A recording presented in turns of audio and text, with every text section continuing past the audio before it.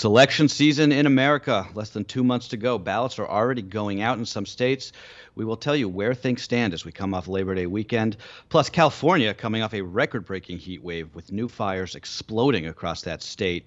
And we're going to analyze Tenet's opening weekend at the box office and what it could mean for the fall and holiday movie seasons, if there even are any. Here's what you need to know.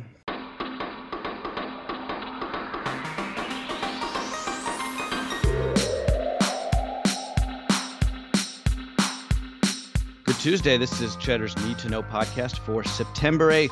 I am Carlo Versano, and I am here with my friend, my brother from another mother, Baker Machado, filling in for Jill Wagner, who's off this week. Baker, good to see you, my man. How you doing? Even more exciting to see you, Carlo, at 6 o'clock in the morning on a Tuesday after Labor Day weekend. Nowhere else on the planet I would rather be than doing this with you right now. Well, you got to, the best thing about a holiday weekend, a 3-day weekend, is, you get the 4-day work week on the back end, right? True.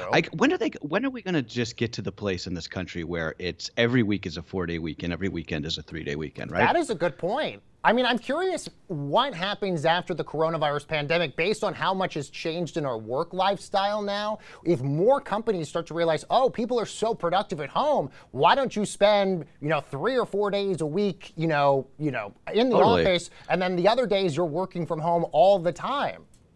If there's ever a chance to change it, it's think now. It'd be now, right? It's 100% exactly. now. All right, so maybe this should be our new thing this fall. Let's try and maybe we can try and get Cheddar. By the way, I do want to say one thing because it's so interesting watching you and Jill do this podcast so frequently. I love how dark it is in your apartment all the time, and you have this one tiny little light like you're like a Star Wars character. Is it just so early you don't want to wake up your wife at this point? Is that why none of the lights are on? It's bad enough that she usually wakes up just hearing me yell and scream about Trump or whatever on this thing, but I'm trying not to turn all the lights in our little apartment off. Yes. So she can get some more sleep. So yes, our viewers who are watching us on YouTube, you're getting a very special treat today. But Carlo, let's talk about some of the news, and let's start with the presidential election. It is officially underway because North Carolina has now begun actually sending out ballots by mail. Now, Joe Biden, for over 500 days now, has now kept his lead over President Trump. It's a stable lead, maybe about 8 points or so. I think the Real Clear Politics average is just a smidge below that nationally, though the race has tightened in a lot of those crucial battleground states like Pennsylvania. Now, President Trump's re-election campaign is facing a cash crunch. Reportedly from the New York Times, the Trump administration has blown through $800 million of their campaign financing so far earlier this year, even as Joe Biden has raised a record $365 million for the month of August. It's important to note, Carlo, we are now sitting here September the 8th. We still do not know the Trump campaign's financial figures for the month of August. You might assume, because Joe Biden's numbers were so large for the month of August, that the Trump campaign doesn't want to announce it because it might be lower. But you have to think early on in this campaign, Carlo, President Trump, because he had such a huge head start on his re-election campaign, he officially signed the paperwork on his inauguration to run for re-election. He had a huge cash-on-hand advantage over Joe Biden, and he has slowly been able to chip away at that. And Election Day is now only 56 days away from now, and Bloomberg is now reporting this morning President Trump is even willing to commit $100 million of his own money for his re-election campaign. Just goes to show how cash-strapped that he is at this particular point. Yeah, I'll believe that when I see it. I mean, Trump said in 2016 that he was going to self-finance his own campaign, and that just never happened. But and Bloomberg, by the way, said he was going to give money to Biden, too, and we haven't seen that also. Yeah, I think he just straight up lied because he isn't doing that. But yeah, look, Baker, we're less than 2 months out here. This is where the rubber meets the road, right? Most people aren't like us, and most people don't start paying attention to this stuff until around now, which is that brings me back to the New York Times story that you mentioned today about the president's financial problems. It's a fascinating read. I mean, campaign finance is not a particularly engaging exciting topic typically, thing, but this is a really incredibly reported story, and I mean some of the things it talks about, right? The campaign spent like a drunken sailor or for earlier this year, a lot of the when people aren't really paying that much attention, right? They spent $11 million on that Super Bowl ad. Yep. They spent money on these vanity ad buys to run in Washington D.C., which obviously is a just for him, just because they know that the president wanted to see his own ads while he was like watching Fox News, which I mean, that's the dumbest thing I've ever heard, I think. And I think that just tells you that they're not very financially I don't know. They're not being as savvy, I guess, as the Biden campaign. That being said, for all we know, they raised $500 million in August. We just don't know yet. You're 100% right. And by the way, Michael Cohen, President Trump's former fixer, has a book coming out right now. And he basically says in the book, President Trump has relied so much on free publicity since the moment he was even thinking about running for president right now. So, Carlo, even though, yes, he needs to have a huge war chest to really compete against Joe Biden, we know President Trump is going to get a lot of free publicity regardless of how much money he has. That works to his favor. The other thing that's really interesting is Bill Stepien, his new campaign manager, has really tightened the belt on a lot of things and really figured out what may work better for President Trump than maybe wasn't working so much in the past. The Times essentially says that maybe television advertisements not really the way that they want to go for the rest of the year. Maybe they want to pour more of that money into Facebook ads and other things. Right. The Biden campaign, however, taking a little bit different approach. They're doing sort of a 50-50 split of Facebook and television ads here. Yeah, that's a good point. I think in terms of the polls that you mentioned before, I think the bad news for Trump is that the last 2 weeks of the summer were really his chance to break out and narrow the gap, right? You had the RNC, and then you had the stuff in the riots in Kenosha. All the unrest. That was his opportunity, and he hasn't done that. That being said, as you mentioned, it is tightening in some places, but not in Wisconsin, which is interesting. No. Wisconsin, Biden is still up about eight points. You'd think that if the Trump sort of law and order strategy was going to work anywhere, it'd be working in Wisconsin, and it's not.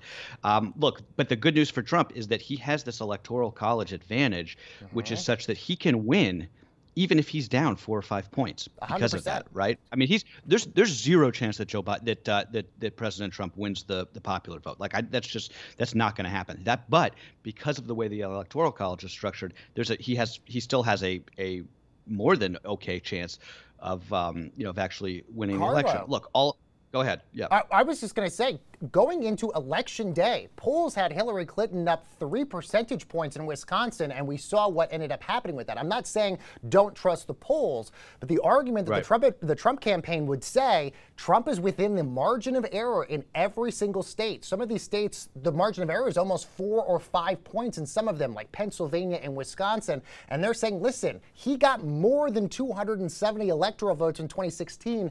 All he needs is 270. If he's within the margin and carries most of the states that he won in 2016, if he wins one of those 3 Midwestern states up north, Minnesota, Wisconsin, Pennsylvania, or Michigan, it's game over for him, even if Joe Biden wins by 5 million more votes than he does. Yeah, and look, the national polls don't ever really matter. I think they especially don't matter this year. The only polls that really matter, Florida, Pennsylvania, I'd say Wisconsin, Michigan. I think that, I think that Florida is interesting because if Biden takes Florida on election night, I think it's game over. Florida has a lot of mail-in ballots, but they're very good at counting them. So I think we'll probably have Florida numbers. Except in Broward County, they're terrible at counting ballots and not counting. Yeah, right. Right. Yeah, and putting your money on Florida is always a bad sign. I'm just kidding, my Floridian friends, but it can be a dysfunctional state. So look, I think that if you go to bed on election night and Florida either went Trump or it's too close to call, I think we're looking at an election week, and I think people have still got to be prepared. It's not going to be election week, Carlo. If I was a betting man, which I'm not, and it's a good thing I'm not because I would be completely poor if I was. I don't think we're going to find out for at least 2 weeks, maybe even a month. And there is still a possibility that President Trump sues this at the end of the day and this goes to the Supreme Court. There is a lot of different variabilities to this, and I don't think we're going to know on Election Day. Oh, Lord help us, Baker. Exactly. Carlo, in other news, really terrible what's happening for my friends in Southern California. It's coming off a record-breaking heat wave that scorched the state over the weekend. LA County set a new all-time high temperature on Sunday, 121 degrees in the valley. It was 110 degrees just in LA alone. These temps, Carlo, as somebody who used to live in LA for almost a decade of my life, you would never see this. If you wanted to see these sorts of numbers, you go to Palm Springs. You don't go to LA to get these things. It's awful what's happening there right now. The LA Basin, which is the whole, the valley and the city, hottest day on Sunday in 125,000 years. The last interglacial period, basically, when Homo sapiens were just kind of leaving Africa and mastodons were roaming the earth. That gives you a sense of just how out of ordinary these temperatures are. Yeah, and on top of that, the unrelenting heat led to new wildfires, Carlo, across the state, which have now set a record of 2 million acres burned so far this year. The El Dorado fire in San Bernardino County is now at 10,000 acres and growing, and fire officials say it was sparked by a pyrotechnic device that was used in a gender reveal party. A whole nother reason why I hate those gender reveal parties, just for that reason. These things have got to stop, right? How did this even? How did this even start? This wasn't a thing when we were growing up, was it? A gender reveal party? No, never. They never. I don't even know what point in history that these things we went to where it was like, oh, we're gonna have a party where we're cutting a piece of cake, and if it's blue on the inside, we're gonna like lose our minds or throw balloons up in the air.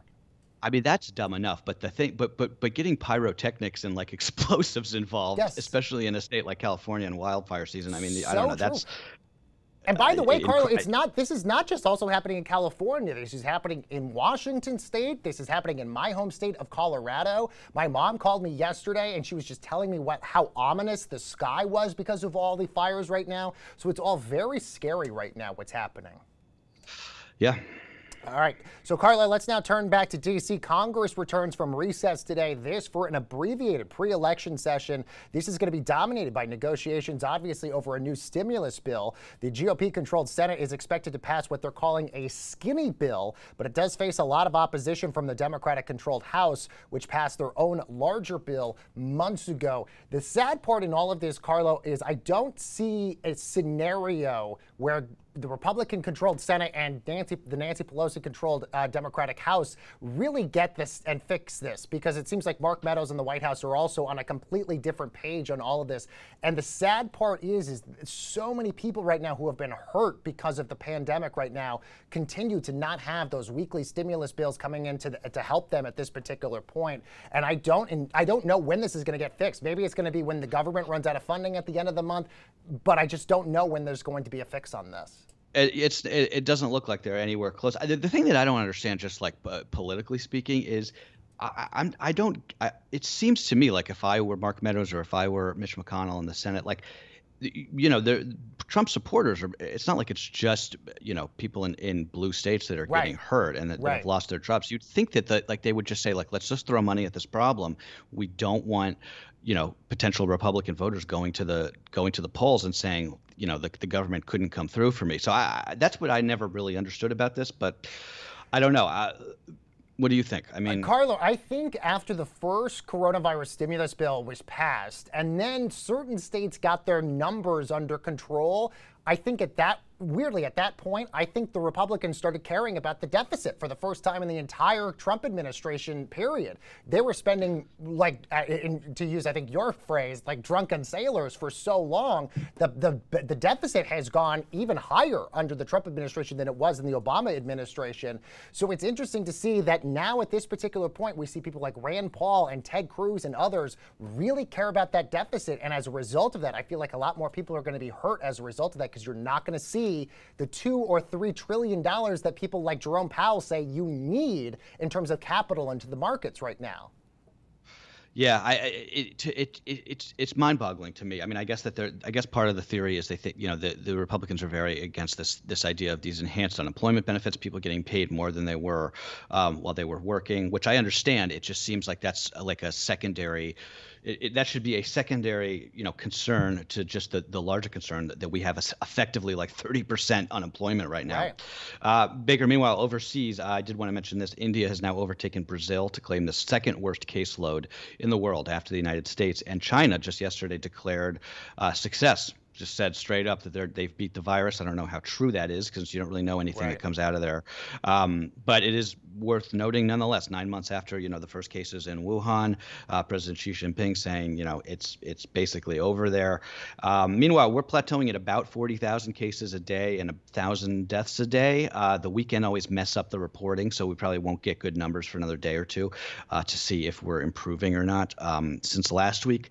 But we've certainly seen this sort of second wave fall, but it hasn't fallen to a place where like the curve is really bent. It's really more of this plateau, which is worrisome. Yeah, absolutely. And now some of the death rates in a lot of countries in Europe right now are in the single digits, Carlo. What will be interesting and that we're all going to watch is we saw a huge spike after the 4th of July weekend, that long weekend. Will we see a spike again after the Labor Day weekend? We probably won't get those numbers for quite a few more days now, but still something continuing to watch on all of that. I do want to switch gears and talk about this fascinating new study that came up for the first time since the Great Depression, that the majority of young adults now in the U.S. are now living with their parents, Carlo. In July alone, 52% of Americans between the ages of 18 and 29 were living with one or both of their parents. That number was up from 47% just in February, Carlo.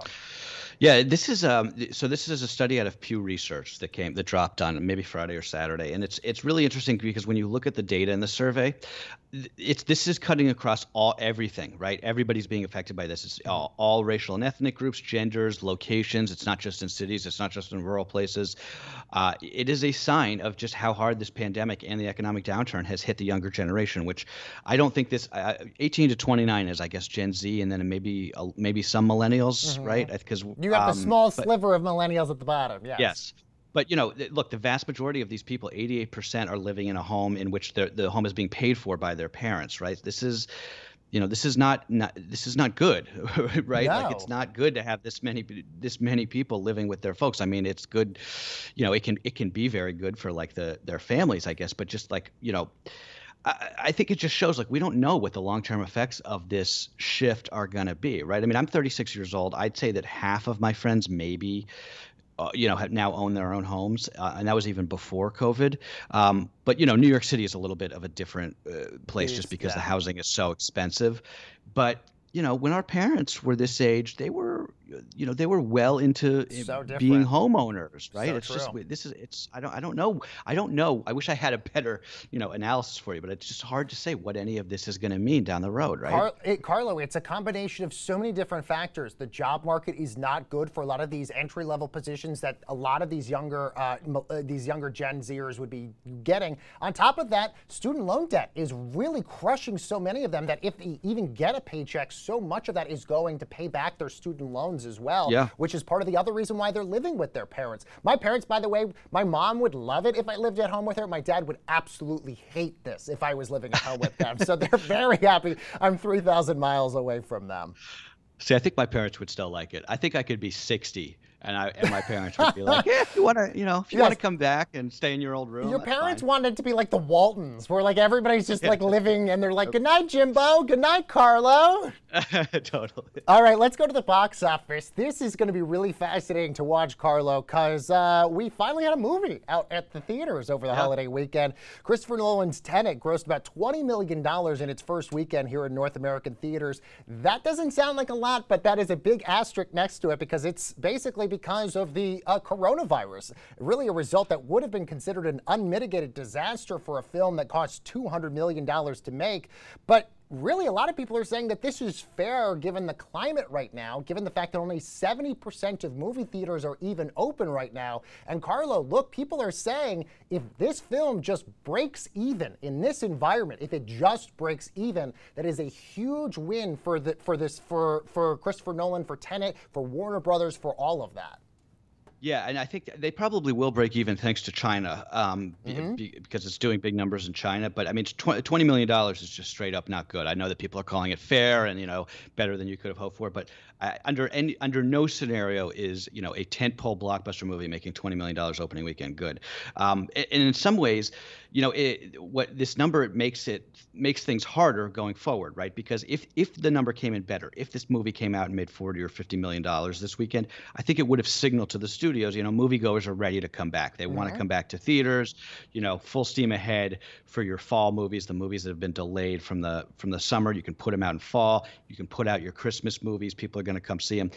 On the flip side, if the numbers were even worse, I think you would have had studios saying like, you know what, let's just stop this. This gives us cover to delay the rest of the year's releases until 2021. Pray we have a vaccine and just call the year a wash. So I think 20 million, which is not good, but the fact that it could have been worse, I think just leaves the whole thing in limbo. Like, are you going to continue? Are you going to put out a movie like James Bond, another one of these really big blockbusters in a couple months, and just pray that it makes some money? They're all very, very great and valid points, Carlo. The thing that's so interesting in the balancing act of all of this is, yes, Tenet is in the movie theaters, but we also want to know what happened with Mulan over the weekend as well. We don't know the numbers yet from Disney Plus, but we do know the app saw a 70% spike in downloads over the weekend. Really, that could be more indicative of what the box office looks like, and also this greater potential change in terms of how we're consuming large, big budget films right now. If, let's just say, Disney gets tons of money off of Mulan, just like they got tons of attraction that they got on Hamilton as well, that really shows us, Carlo, that people are willing to spend that $30 to watch those films at home rather than go spend more money and go to a movie theater. And places like Warner Brothers are hated, and AMC and all these other big people out there hate news like that because they want you to put your butt in a movie theater. Yeah, look, the AMC's and the Regals of the world, if it comes out that Mulan can make its money back without movie theaters, that's a very bad sign for them. We'll see.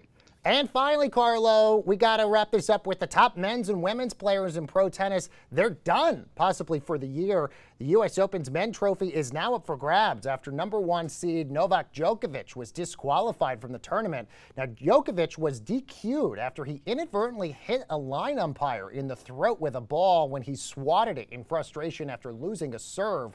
Now, meanwhile, on the women's side, world's #1 Ash Barty says that she won't defend her French Open title later this month. She's citing the coronavirus concerns there. Barty is not currently playing in the U.S. Open for the exact same reason, saying it was just too hard to train with the travel restrictions, and she'd rather focus on 2021, Carlo.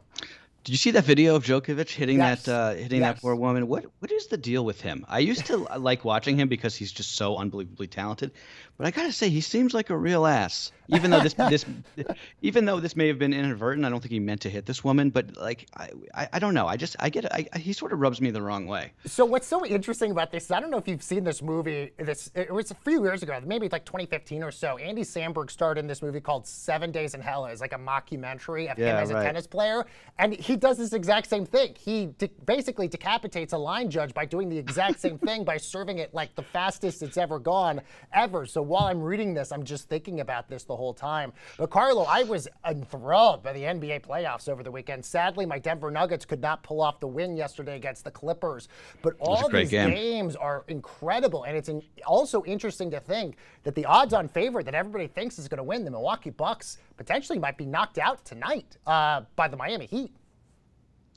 Is that true? I didn't know that. Are the Bucks declaring elimination? Favorite, man. They were the best team in all the NBA. Well, no, maybe the Lakers or the Raptors are like the other teams that people think might potentially win it, but the Bucks were the hottest team in the league this year, and now they're down 3-1 to the Heat. That is too bad because they were sort of I mean, I didn't really care. The Knicks aren't in it, so I don't really care. But I have to say the Bucks. No, of course. We're accustomed to Bucks. Yes, we are. But the Bucks are a great team, and they also, I think that they deserve it just because they were the team that organized the sort of like 24-hour Wildcat strike. So true. Right? So they, I think that it would be sort of like a nice honor for them to win this year. But by the way, one last thing I will say on this. A lot of people are thinking if college basketball comes back, it too would be in a bubble format that they're doing right now in the NBA, which has proven to be really successful for the NBA. The amount of people who have tested positive for the virus is incredibly low. If anything, it's zero. And it's proven to be really good games that you're watching right now. It'll be interesting when the NFL starts on Thursday, how different it will be. Will it basically take the same path that we've seen with Major League Baseball, where it was essentially this train wreck for the first month of the season? Or will it be similar to what we saw with the NBA, which is very exciting? And will that lead to March Madness being also in a bubble as well? I'm in for it. Yeah, look, I mean, I think it's easy for us to say because we're not the players that are like, you know, 100%. trapped in Disney World without their family. Eating Disney cafeteria food the whole time. Totally. But no, you're right. I mean, look, the basketball has been good to very good. Meanwhile, baseball has just been atrocious. It will be interesting to see about football because, you know, football's one of those things. They really need the fans, right? The fans are what makes those games, you know, such good games. So we will see. But Baker, it is time for us to go because you have a morning show to host, and I have to produce it. So let's get out of here. But I'll see you again tomorrow. That is what you need to know, guys, for Tuesday, September 8th.